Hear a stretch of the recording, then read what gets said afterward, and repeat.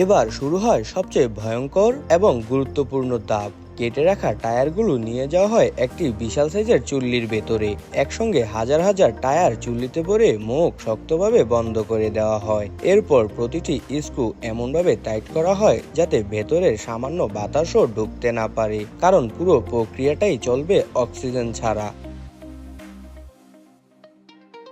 এত বড় চুল্লি গরম করতে লাগে বিশাল পরিমাণ জ্বালানি। শ্রমিকরা শুকনো কাঠ দিয়ে চুল্লির চারপাশ বোঝাই করেন। তারপর আগুন ধরিয়ে অপেক্ষা শুরু হয়। আগুন ধীরে ধীরে চুল্লিকে উত্তপ্ত করতে থাকে। কখনো কখনো পুরো চুল্লিটাকেই স্বয়ংক্রিয় মেশিনের সাহায্যে ঘোরানো হয়, যাতে তাপ সব জায়গায় সমানভাবে পৌঁছায়। দেখতে এমন মনে হয় যেন বিশাল ধাতব দানব ধীরে ধীরে ঘুরছে। সবচেয়ে মজার ব্যাপার হলো এখানে টায়ার আসলে সরাসরি আগুনে পুড়ে যায় না।